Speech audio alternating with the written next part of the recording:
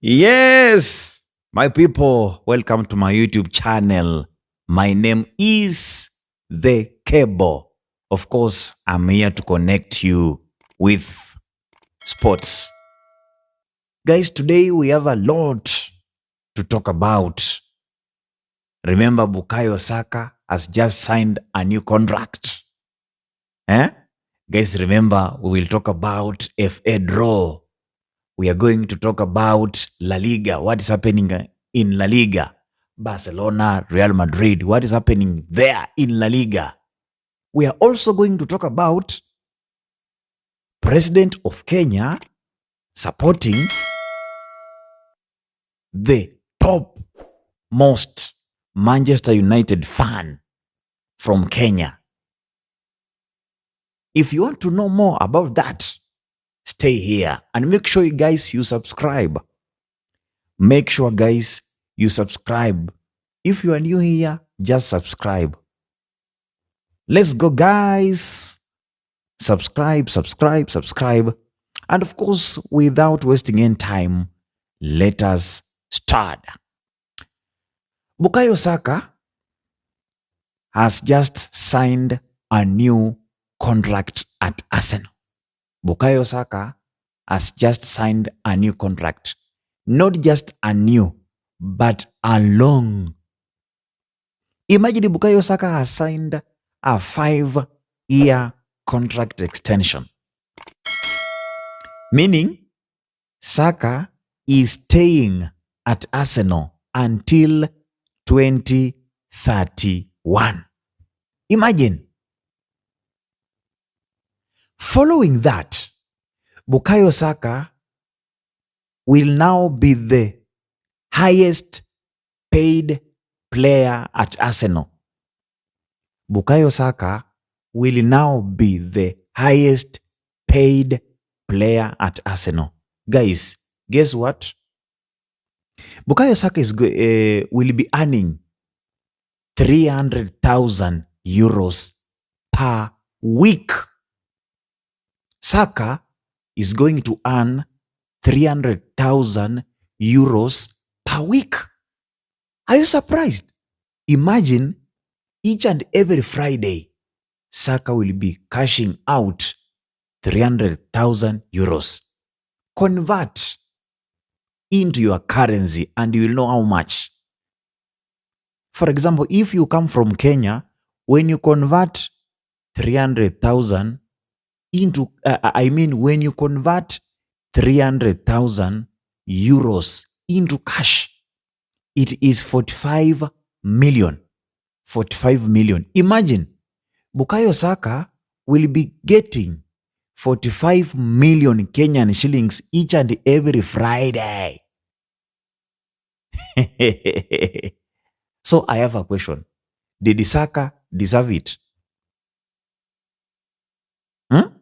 We have seen many players just after signing good deals, signing long contracts, start earning high. Their performance start dropping. So, Saka signs a new contract until 2031. He also becomes the highest earner at Arsenal, getting 300,000 euros per week. What should Arsenal expect of him? Is he going to help Arsenal win trophies in these 5 years? Because you have a contract, Arsenal is paying you highly. Are you able to assist Arsenal win trophies? Will Arsenal win 5 trophies from today until 2031?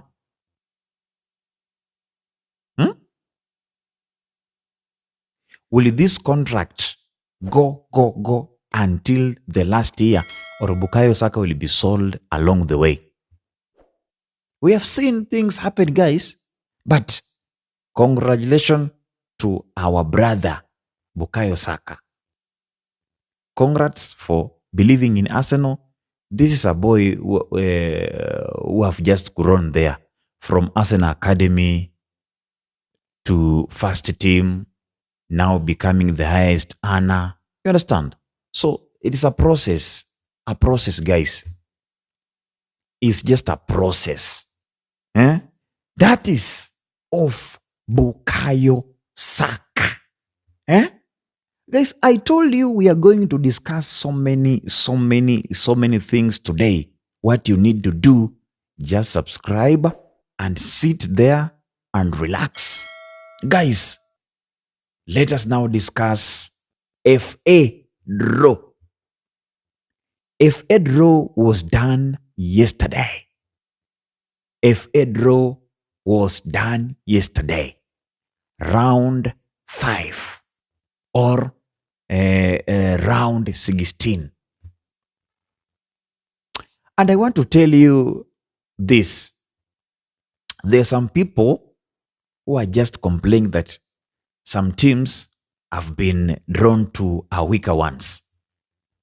For example, guys, let me just tell you, Fulham will play Southampton, Leeds will face Norwich, Mansfield will face Arsenal, Newcastle will face Manchester City, Port Vale or Bristol City will face Sunderland, West Ham will face Brentford, Wolves will face Liverpool, Wrexham will face Chelsea. Do you know what? There are some people complaining. Like Arsenal has been drawn to a weaker team. Very, very complaining, guys.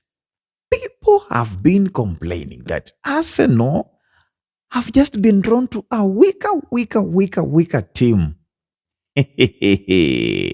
Because, guys, Arsenal, as I've told you, Arsenal has been drawn to Mansfield. Let me tell you, this tournament FA has just come along from preliminaries, round 1, round 2, round 3, round 4. We are at round 5, guys. You still calling some teams weaker? Just because Arsenal has been drawn to Mansfield, you are saying it is a weaker team. What is wrong with you guys? Is this a weaker team? A team reaching round 5, you calling it weak? Mansfield defeated Burnley to reach here. Yes. They eliminated Burnley. Burnley plays in English Premier League. Mansfield plays in League 1. Anyway, I don't know. That's according to you.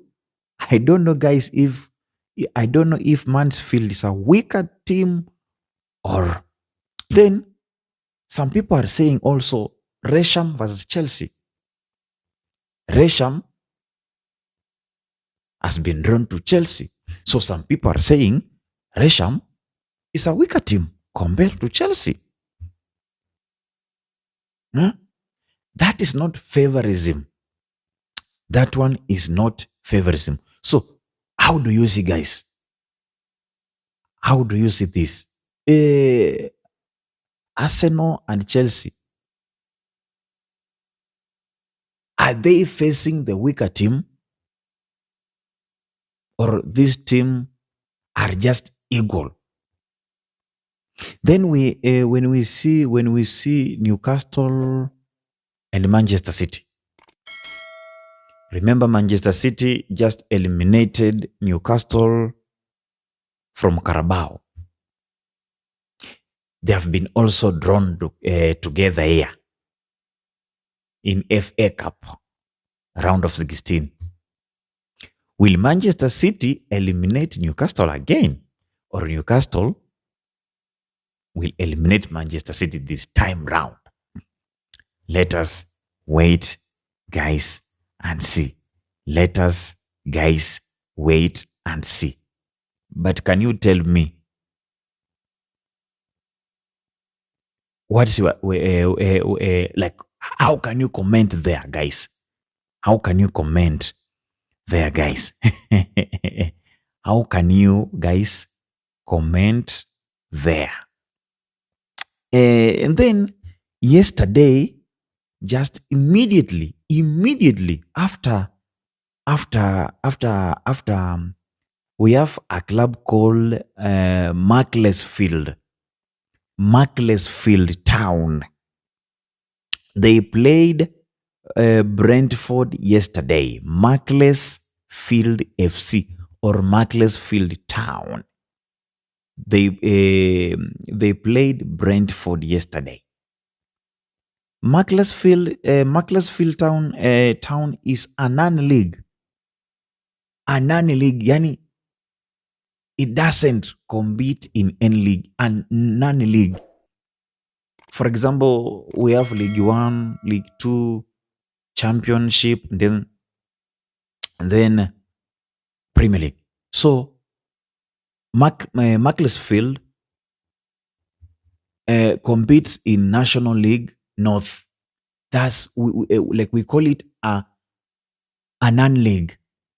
So this team yesterday played against Brentford, whereby Brentford won 1-0. And that 1-0 was just an own goal. Meaning this team is very, very good. Remember, they are the one that eliminated Crystal Palace. Remember, Crystal Palace is the defending champion. This is the team that eliminated Crystal Palace. This Macclesfield Town or Macclesfield FC. Yesterday, they showed a really good game against Brentford. So when the game ended, Brentford coach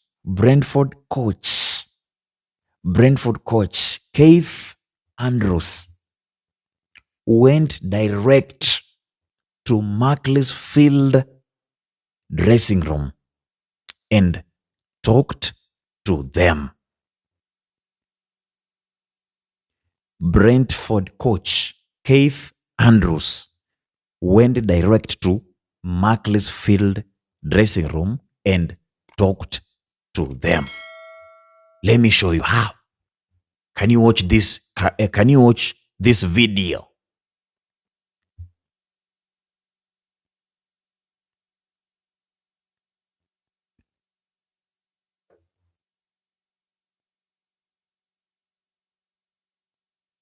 Have you seen that, guys?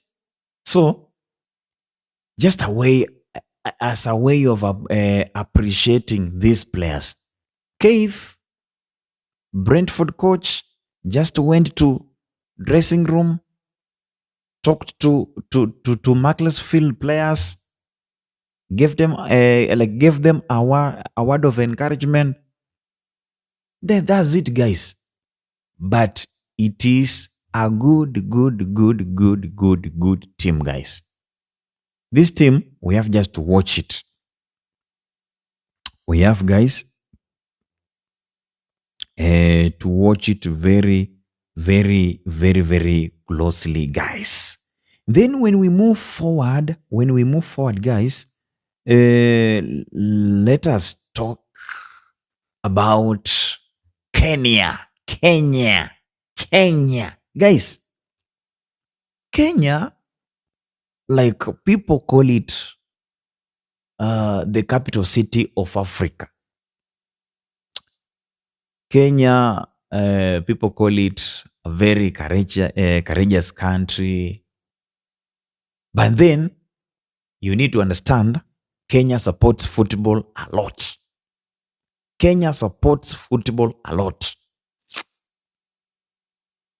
There are those who support Manchester United, Arsenal, Liverpool, Chelsea. Yes. Each and every weekend, people are busy out watching their teams, cheering. So, guys, we have someone in Kenya called Kevin Masagara. This is according to people. I don't know if it is true. This is the number one fan of Manchester United from Kenya. Number one fan of Manchester United from Kenya, Kevin Masagara. Kevin Masagara has been promised by the president of Kenya, Dr. William Ruto, that he is going to pay for him a business class flight from Kenya to Manchester to watch one of the games.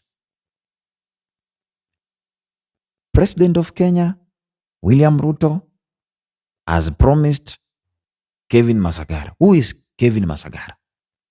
The number one Manchester United fan from Kenya. He will pay his flight business class, classic one, from Kenya, Nairobi, to Manchester, England, or UK, so that he can experience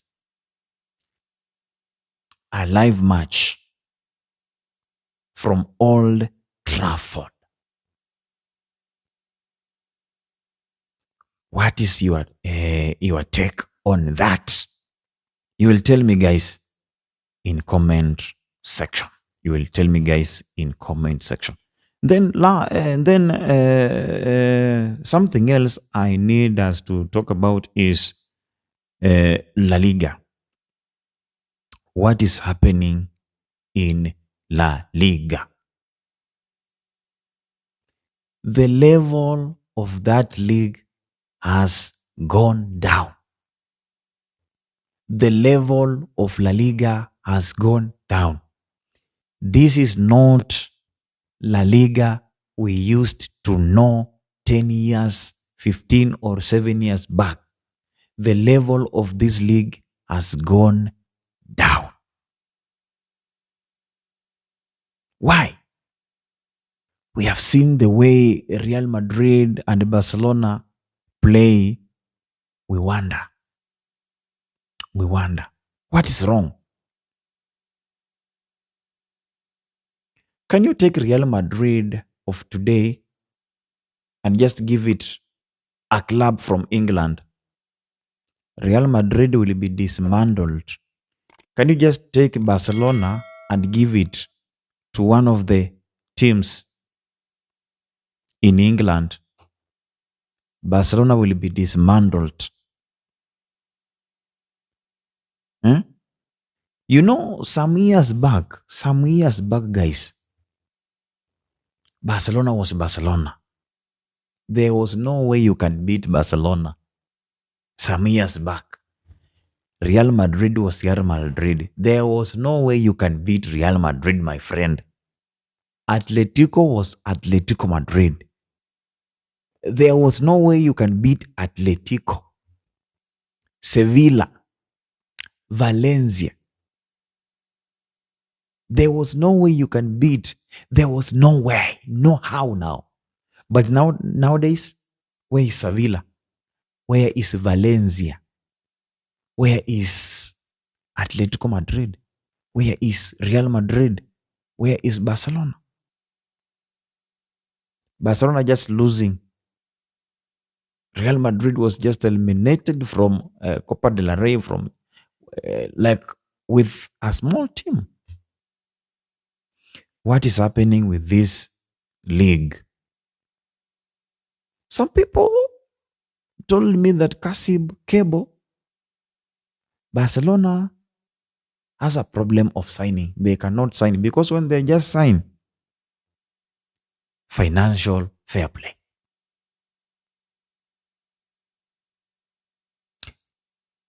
So they are relying so much on academy players, or they get a player on loan like they did on Rashford.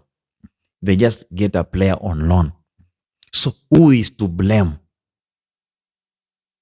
La Liga, organizers, Barcelona, Real Madrid, or who is to blame? Because you cannot compare La Liga and English Premier League nowadays. You cannot. It can't. English Premier League is far much better than La Liga.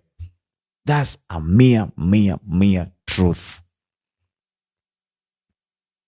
You cannot compare the two. La Liga and Premier, no way. And that's why this season, if one of the English teams just organize themselves well, one will win Champions League. Let me tell you, Arsenal, Manchester City, Liverpool, Tottenham, Newcastle. One can win this Champions League. Yes. Because I don't think if Barcelona can beat even Newcastle, I don't think if Real Madrid can beat even Tottenham. I don't think.